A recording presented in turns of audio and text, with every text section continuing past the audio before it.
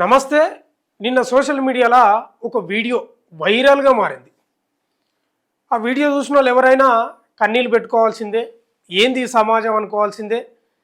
అసలు అమాయకత్వం, చదువు లేకపోతే ఇంత ఘోరంగా ఉంటుందా పరిస్థితి అని ఎవరైనా ఆలోచించక మానదు. ఇదే అంశం. ఒడిశాకు చెందిన ఒక గిరిజనుడు బ్యాంకులో వాళ్ళ అక్క ఖాతా నుంచి డబ్బులు డ్రా చేసుకోవడానికి అక్క శవాన్ని 2 నెలల క్రితం చనిపోయిన వాళ్ళ అక్క శవాన్ని పూడ్చిపెట్టిన శవాన్ని మట్టి తీసి తోడి భుజం మీద వేసుకొని బ్యాంకు వచ్చినంటే ఎంత ఘోరం. ఇలా సమాజం మీద ఎన్ని ప్రశ్నలు వెదజల్లబడుతున్నామో మనం అర్థం చేసుకోవాలి. చాలా బాధాకరం. ఓ రకంగా మనకు స్వతంత్రం వచ్చి 75 ఏళ్ళకు పైగా అయిపోయింది.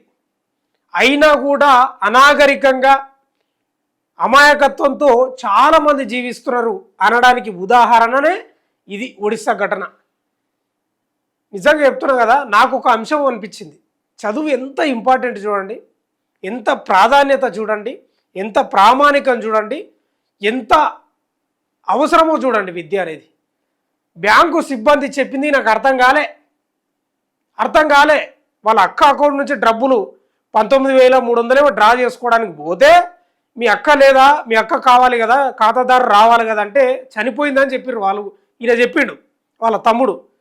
అయితే డెత్ సర్టిఫికెటో లేకపోతే బంధుత్వం ఉన్న వాళ్ళని పట్టుకొని రా అంటే ఆయనకు అర్థం కాలేదనేదే వార్త ఇప్పుడు మనం చెప్పుకునేది. ఇక్కడ స్టోరీ కూడా అదే ఉంది, నిన్న నుంచి జరుగుతున్న ప్రచారం కూడా అదే. అర్థం కాలేదంట. బ్యాంకు సిబ్బంది చెప్పింది ఈయనకు అర్థం కాక డైరెక్ట్ పోయి వాళ్ళ అక్క శవాన్ని ఆ మట్టిని తోడి తీసుకొని భుజం మీద వస్తుంటే వైరల్గా మారింది వీడియో. నేనేమంటున్నానంటే ప్రభుత్వాలకు సిగ్గుండాలి, 100% ఉండాలి అంటున్నా. ఎందుకు ఉండొద్దండి? ఇవాళ ఏం కనిపిస్తుంది ఇక్కడ నాకు లోపం? ఎడ్యుకేషన్, చదువు లేకనే ఆయనకు వాళ్ళు చెప్పేది ఈయనకు అర్థం కాలేదు, ఏ స్థాయిలో అర్థం చేసుకోలేకపోయాడు. దానికి తోడు అనాగరికం. గిరిజనులు అంటేనే దాదాపు అటవీ ప్రాంతాల్లో ఉంటారు. ఇంకా ఒడిశా అంటే మీకు తెలిసిన అంశమే. మొత్తం దండకారణ్యం, ఏమీ ఉండదు. అటవీ ఉత్పత్తుల మీద, ఆ చెట్ల మీద, దండ్ల మీద ఆధారపడి బతికేటోళ్ళు. అమాయకత్వం, చదువు ఏది ఉండదు. ఏం గడ్డి వీక్తున్నారు రైళ్ళు ప్రభుత్వాలు నాకు అర్థం కాదు. ఏం నరుకుతున్నారు? నేను అందుకే అనేది ప్రతిసారి మొత్తుకునేది అదే. మాలాంటి జర్నలిస్టులు కానీ మేధావులు కానీ మీ పథకాలు బంద్ చేయండి నాయన. ఎవరు అడిగిండ్రా బాబు మీ పథకాలు? ఎన్నేళ్ళు మాకు రేషన్ బియ్యం ఇస్తారు, ఎన్నేళ్ళు రేషన్ కార్డులు ఇస్తారు మాకు?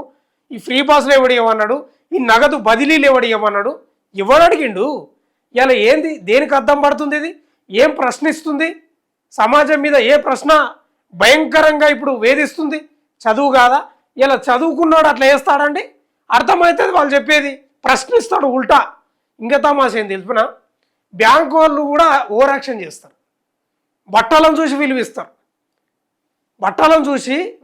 అంత స్థాయిలో ఉంటారు బ్యాంకు అధికారులు కూడా. ప్రత్యక్షంగా నేను చూసిన. అమాయకత్వాన్ని ఆసరగా చేసుకొని మాట్లాడతారు. అదే ఓ పెద్దోడో మంచి సూటు బూట్ వేసుకొని మంచి బట్టలు వేసుకొని పోతే వానుకో విలువ. బ్యాంక్ అధికారులది కూడా తమాషా మామూలుగా లేదు. ఒకసారి స్టోరీ మొత్తం చదివినాక నేను మళ్ళీ చివరిలో మాట్లాడతా. ఎంత అమాయకత్వం అండి నిజంగా. నాకైతే ఒకటే ప్రశ్న వచ్చింది, మీ పథకాలను బంద్ చేసుకోర్రా బాబు, బంద్ చేయండి. ఎవడు అడిగిండు? ఎవ్వరు అడిగారు. మా ప్రజలు బీసీ, ఎస్సీ, ఎస్టీలు లేకపోతే అగ్రవర్ణ పేదలు కూడా ఏం అడిగారు. మీరు ఇచ్చే పథకాలు ఎవ్వరికి అవసరమే లేదు.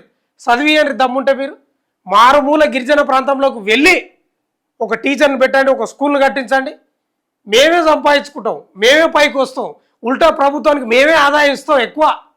అధ్యయనికే చేత కాదు. ఏంది ఇది? ఈ పని ఏదో ముందే చేసి ఉండొచ్చు కదా. వీడియో వైరల్ అయి విమర్శలు, ఆ తర్వాతే చేతికి డబ్బులు.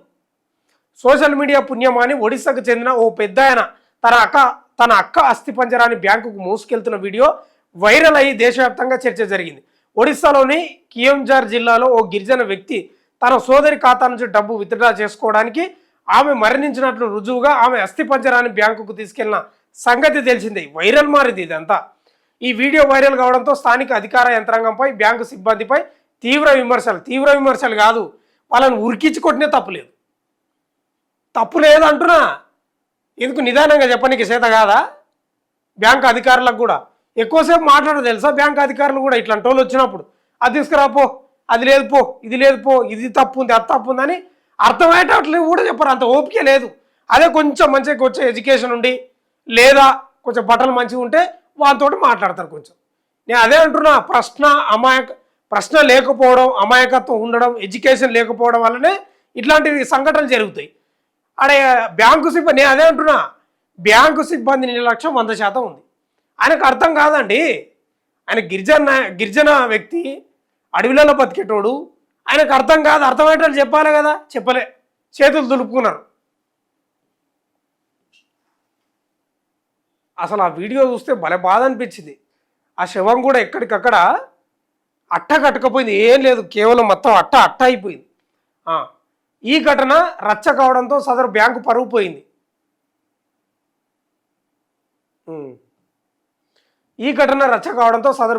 పోయింది. దీంతో మంగళవారం అంటే ఏప్రిల్ 28, 2026 రోజు ఈ వీడియో వైరల్ అయిన కొన్ని గంటల్లోనే పరిపాలనా యంత్రాంగం యమ స్పీడ్గా స్పందించింది. ఒక్క రోజులోనే అన్ని ఫార్మాలిటీస్ పూర్తి చేసి అతనికి తన అక్క ఖాతాలోని డబ్బును చెల్లించింది.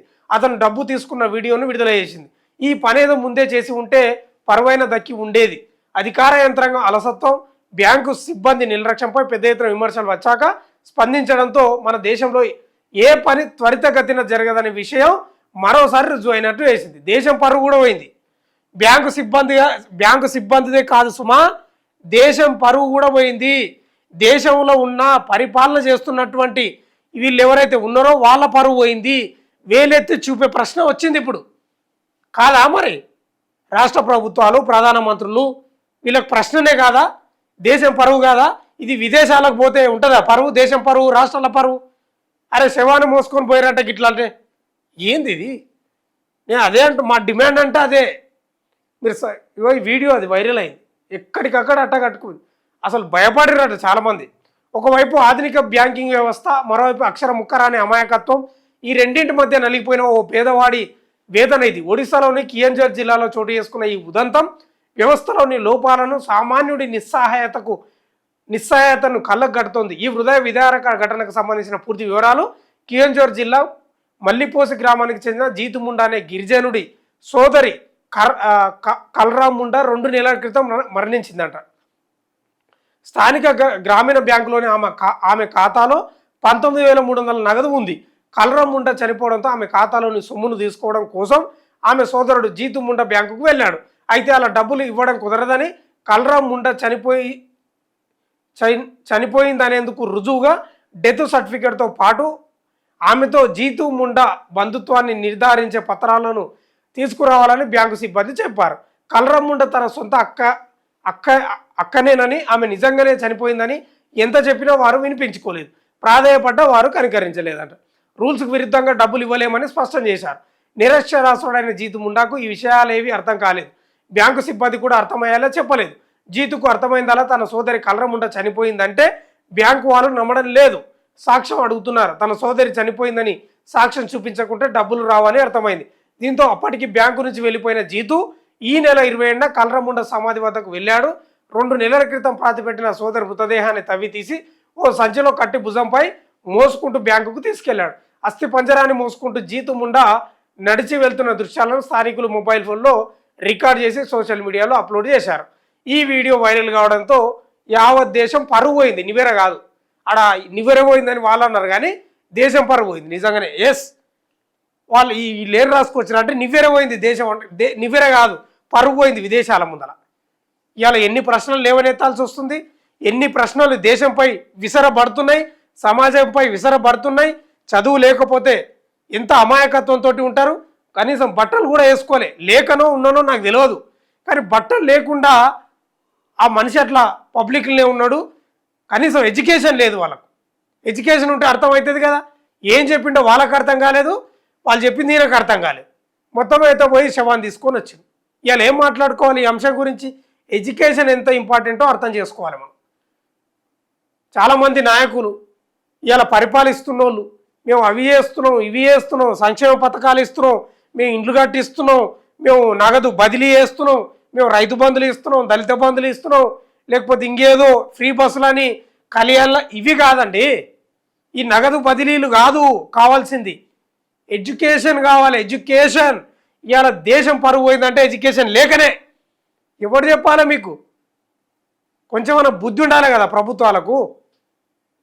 ఎంత ఘోరం అండి. చచ్చిపోయిన శవాన్ని తవ్వి తీసుకొచ్చినంటే ఇలా విదేశాల ముందు మన దేశం పరువు పోయినట్లే. అందుకే 100% చెప్తున్నా కదా, అక్షర జ్ఞానం చాలా ఇంపార్టెంట్. మీరు మమ్మల్ని సాధడం కాదు, ప్రభుత్వాలు మమ్మల్ని సాధడం కాదు, మేమే ప్రభుత్వాన్ని సాధే స్థితికి రావాలి. అంటే ఎడ్యుకేషన్ కావాలి మాకు. అది ఇచ్చే దమ్ము లేదు.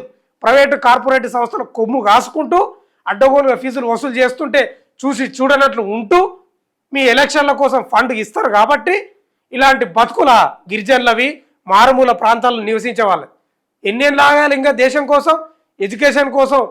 నిరక్షరాస్యత పోవాలంటే దేశం ఎన్నేళ్ళు ఇంకా స్వతంత్రం వచ్చి 75 ఏళ్ళకు పైగా అయింది కదా. సిగ్గులు లేవా ప్రభుత్వాలకు, బుద్ధి లేవా ప్రభుత్వాలకు? ఇవాళ నివ్వెరపోయింది కాదు, సిగ్గు పోయింది, దేశం పరువు పోయింది, రాష్ట్రం పరువు పోయింది, రాష్ట్రాల పరువు పోయింది. దయచేసి ప్రజలారా, మీరు ఉచిత పథకాల కోసం కొట్లాడకండి. సంక్షేమం జరగాలి, కానీ ఏ స్థాయిలో జరగాలనో అదే స్థాయిలో జరగాలి. అంతే తప్ప ఎడ్యుకేషన్ లేకపోతే ఇలాంటి వ్యవస్థనే తయారవుతుంది, ఇట్లనే ఉంటుంది. ఎంత ఘోరమో ఒకసారి అర్థం చేసుకోండి. చాలా బాధ అనిపించింది ఈ వీడియో చూసినప్పుడు నాకు. ఏంది ఇది పరిస్థితి? ఈ పథకాలు ఎవడు అడిగిండు? ఎడ్యుకేషన్ మంచి తీర్చిదిద్దొచ్చు కదా, ఇంగ్లీష్ విద్యని ఇవ్వచ్చు కదా అనిపించింది. చూస్తూనే ఉండండి మన తొలి వెలుగు.